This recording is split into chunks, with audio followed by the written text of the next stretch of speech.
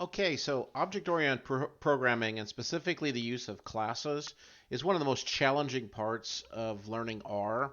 And it's again, it's not very difficult for somebody who's already had some exposure to OOP languages and have done classes and other things. But if you're coming in fresh to the language, it definitely can be a challenge to you. So here's a couple of things I thought I'd put together here just to kind of show you some examples without actually showing you the solution to the problem. Let me just show you kind of something that's similar that'll get you on the right track. Okay, so let's talk about the assignment for week 7. The assignment is these 4 things: create an S3 class, create an S4 class, create an inheritance class, and build a farming simulation. Now there's an opportunity to earn some extra credit, and that bonus is if you use the classes that you created in the previous steps, then you get an additional 20 points. And that'll be 20 points that could be applied to any of your areas where you may have had some issues with a previous assignment, or just to tag it on to the end. So it will go in addition to the amount that you could earn, potential earnings that you could earn for this week. So let's talk specifically. The S3 class is going to have to be named crops, and it's going to track soybeans, wheat, and corn harvests. So you're going to have a function in there too to evaluate the mean of all 3 of those crops and include a simple error handling routine. I'll show you just an example of how you can do that. Second question is to create an S4 class, that's different type, named workers that'll track the farm workers harvesting those same crops. So you can assume a worker has a skill set that is unique to each crop, plus an additional set of workers that can harvest regardless of what that crop is. Um, and then you'll also want to include a function that will provide a summary information about those 3 workers.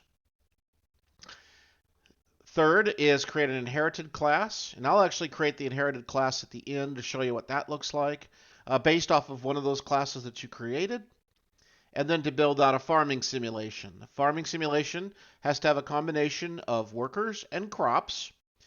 You'll have the input variables for each of those components, and you'll run it for a 5-year cycle. Calculate yearly projections off of that. And then if you want the bonus again, if you use the classes, that's how you can get the bonus piece of this. So let's talk about an S3 class. S3 was the original version of classes in R. It predates to the S language, which predates R. So this is what many people would consider the simpler way of doing classes. It's definitely the older way. It definitely don't have to be as explicit in the syntax that you have out there. So let me just run you down through how one is created. First of all, we've done a number of times we've done lists. So you'll create a list, and in this case here, the 2 fields I want to have inside of my class is segment, which is going to be a character as you can see, and students, which is going to be a numeric value. So I'm going to, instead of being the farming simulation, I'm going to simulate the college course, and specifically our course here. So I want to have like data 710 and what segment of data 710 plus also the number of students which I have in the class. That's really what I'm going to try to do out of this S3 class. So take that list, I make that list into an S3. I then use the class function. Simply turning the class function on that list is going to turn this into a class, and that class is going to be called data 710. I'm sorry, the class is going to be called S3.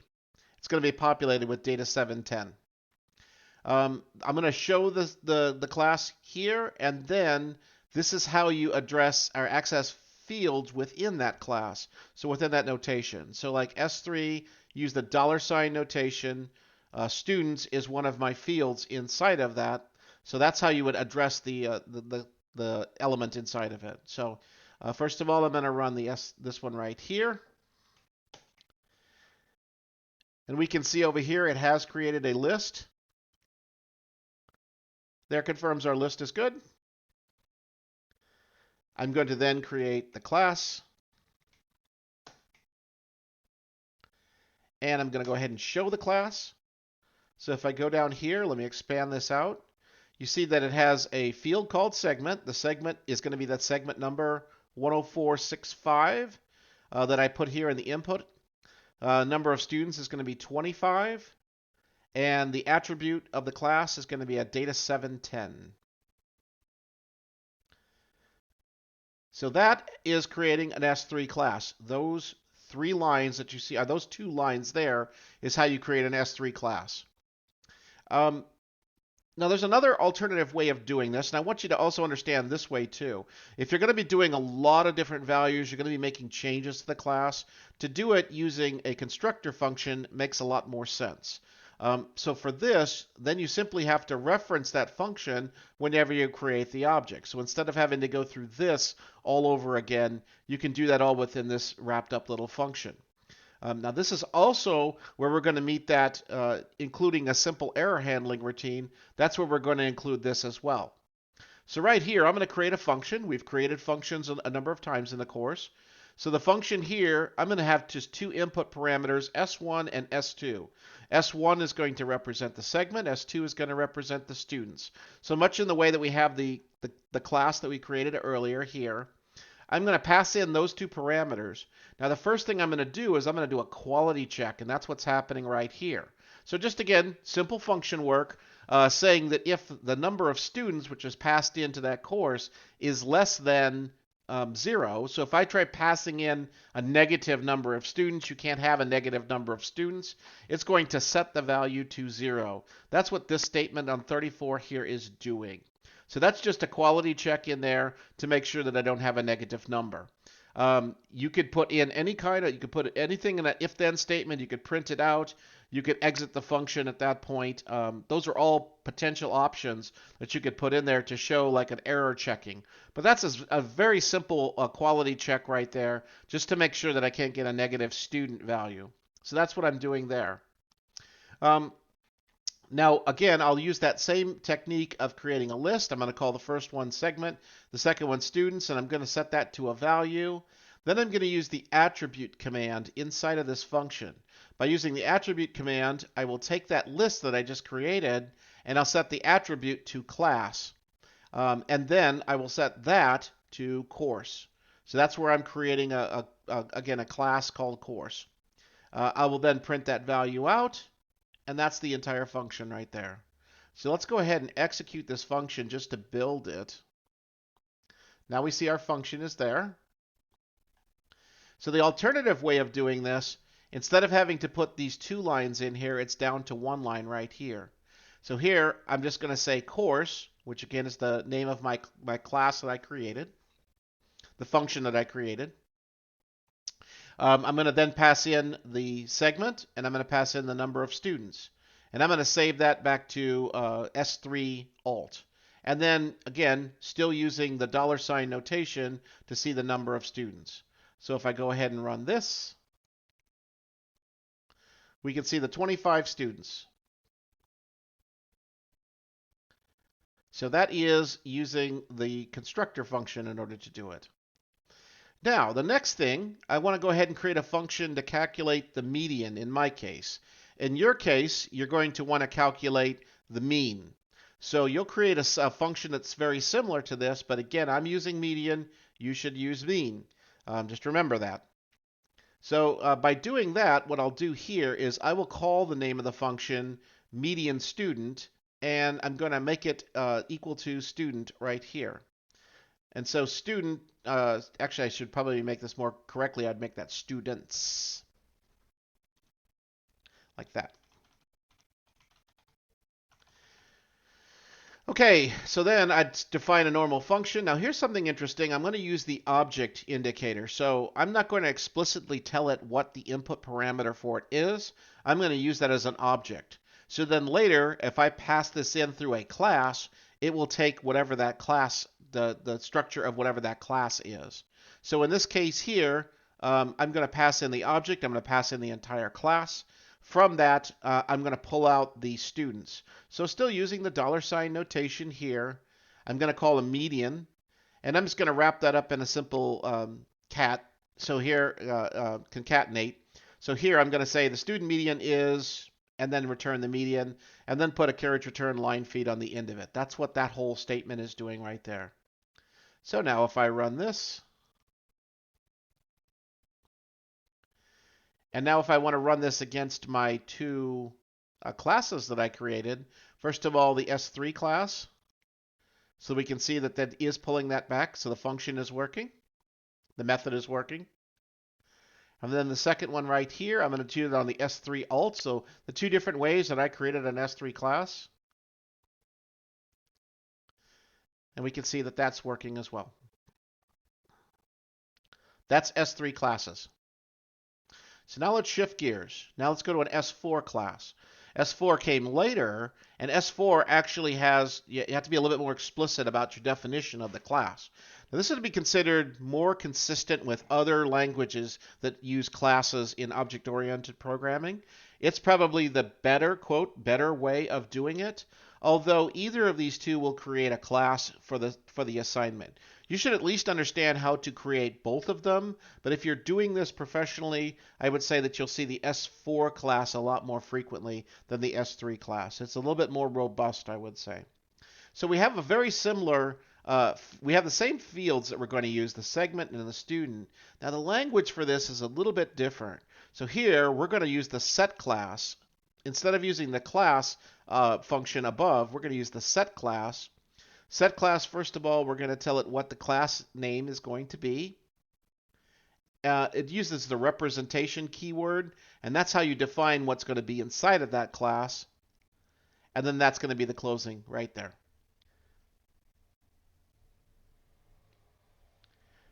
So now what we're going to do is we're going to create a new class definition for the function. We're going to call it the S1 and the S2 parameters, just like I had above. I'm going to return that back out as a new course.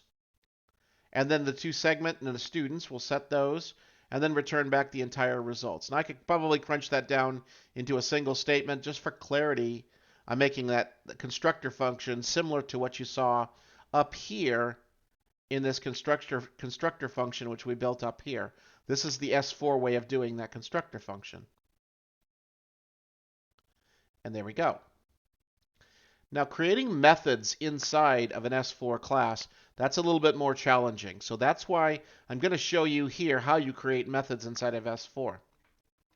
So remember what we did up here to create the median. We simply create this as a function and reference back to the class. Down here, we're going to actually create this as objects and have a generic prototype as well as the function definition itself.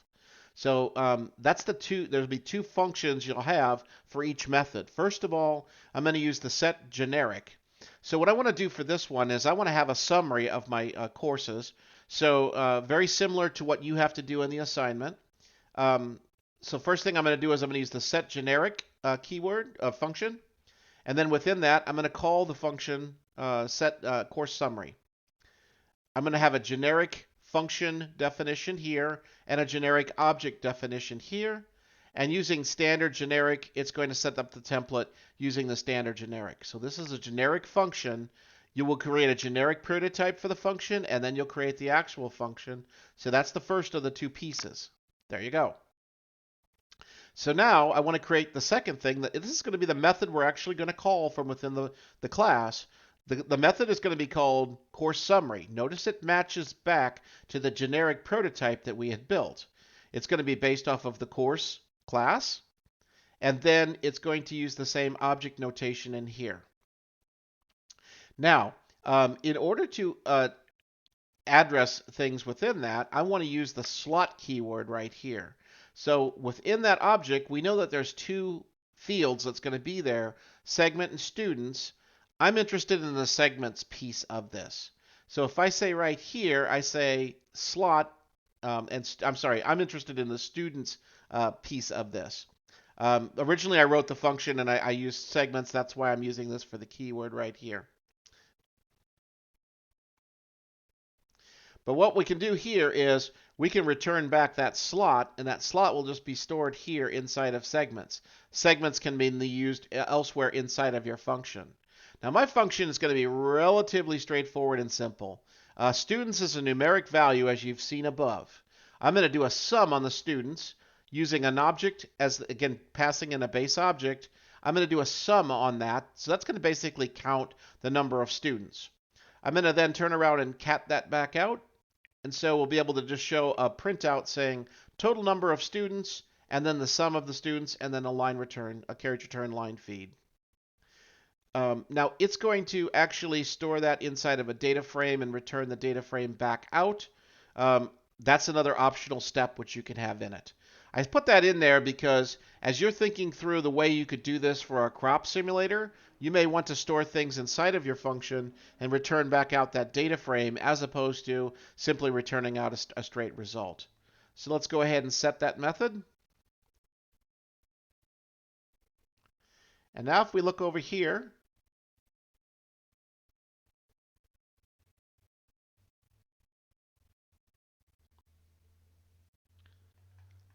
I didn't create my S4. Oh, yeah, I haven't created that yet. So then the next, I have to create the S4 class. I haven't done that. That's lower here. This is one example for doing a summary, for instance. Now this is how you could add to that. So again, we're going to have a standard prototype that looks very similar to what you've seen above. Now down here, I'm going to actually add one. In order to add one to my list, in order to add one to my class, I'm going to use the append function. And so this is where it gets a little bit tricky. I'm going to pass in, again, the class. I'm going to also pass in the new item which I want to add to it. And then I'm going to look at the length of the students right here. That's going to help me with the index, what I'm going to use for the index. And then I'm going to use two append statements, 1 and 2, to add those, and then return out the object. So this little function prototype, which you see here for add, could easily be adapted to be used to add crops, for instance, or add workers, for instance. So if you were going to do that part as part of your submission, you could use this as kind of a basic template to start with to build yours out. This is just a very simple example using the classes. Now let's go ahead and test this out. So I'm going to create 3 groups here. I'm going to create a fall courses, a winter courses, and a spring courses. Using that, again, that course, the original function prototype that I'd set up, I'm going to create 3 classes. One's going to be called Data 710 Fall, Winter, and Spring. I'm going to also keep different levels of students inside the classes. Let's make this one 25, for instance. So now we do this, we execute them, and now we can look over here. Spring classes, for instance, I can see that there's a Data 710 Spring, and there's also 25 students in that particular class. If I look at Winter, for instance, I see there's 27 and it's called Winter. And we can, of course, see that it's an S4 object. Okay, good. So let's say I wanted to combine those all together. I'm going to call this the Davenport Data Science Program. I'm going to start with using the fall courses, and then I'm going to add in the Davenport winter courses using that, again, method we created for the adding of the course. And then I'm going to add in the spring courses. And so by doing these 3 statements right here, now I've created a new item over here. And we can see that it has all 3 groups in it. It also has all 3 groups of students in it. So think about this. If you were going to make a farming simulator and you had 3 different crops, different kinds of workers, these are the ways that you could do some of those pieces like that. So then finally, I'm going to just execute my course summary just to make sure that course summary is working. And I'm going to print it off so that we can see the results of it. So we can see course summary will return the 72 students that I had, but it'll also, by printing out total summary, because I return this in a data frame, it's going to, because I'm doing this as a data frame right here, it's going to return back a data frame that you can use. So right here, again, think about if this was wheat and corn and soybeans, for instance, and counts, or even yearly counts. And you could have additional columns for a year, for instance. You could have as many columns as you really wanted to. to that class in order to get it. So I'm going to talk about the inherited class next. So after doing an S3 class, an S4 class, now we want to do an inherited class. So an inherited class is when you start with something like a S3 or an S4 class on courses, and then I want to replicate that. And let's say I have a new school. So I want to have all of the features of the original parent class, but I want to add in another field into it. Okay? So in this case here, I'll create a new class. I'm going to call that new school. And then I'm going to contain the original class. That's the parent class, of course. And then I want the representation. I want to add in a new character in here called teacher. And then in very much the same way, I'm going to create a new instance, an inherited instance. I'm going to call, again, the new school. I'm going to say the segment that I'm going to assign to it is data 755. There's going to be 30 students, and I'm going to add the teacher's name of Daniel into this too as well. That executed it. We see that new course is over here too as well. So now if we just print out new course, we can see that it has a teacher, segment, and students. So now it's added in this additional field for us here. We could also run the course summary on that. So you can see this one right here is showing you total number of students is 30. It'll have the breakdown by the course. And I can also do a structure if I wanted to see that. We can see that there's two character fields, one for the teacher name, one for the segment, and a numeric field for the number of students. And it is a formal class. So that is classes in a whole. An S3 class, an S4 class, an inherited class. Now let's talk through the farming simulation. So here's the requirements. Farming simulation based on a combination of workers and crops. Input variables for each of those components. Run the simulation a 5-year cycle. Calculate the yearly projections and the bonus question. If you want to use the classes you just created in those previous steps, then that'll get you an extra 20 points. So let's talk about this. First of all, I'm just going to put this out in pseudocode to think through what you're going to need. You're going to need something for workers. You're going to need something for crops. You can do that through variables, or if you want the extra bonus points, you do that through the two classes that you built above. Or if you want to build another set of classes for this, that's completely fine as well. It's just if you use the class approach as opposed to using just hard-coded vector variables, that's the difference of what gets you the bonus points. 5-year cycle. Hint, hint, hint. We've done cycles before. We've done cycles the last couple of weeks. Hint, hint, hint. For loop. A yearly projection. So you've kind of seen a summary that we've had in that class as an example for that.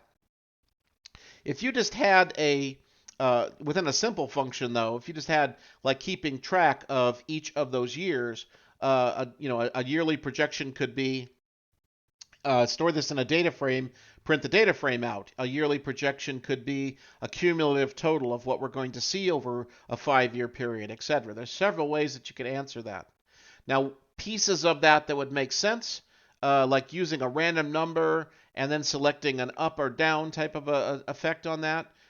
Those would be things that we could use, hint, hint, hint, sample function for, as we've done previously in the bus simulation and other things that you've done previous with the sample, for instance. That's one way that you could do that particular piece.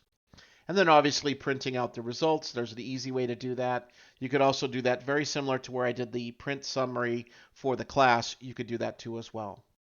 So again, if you want the bonus, use a class, an S3 or an S4 class for the workers and the crops.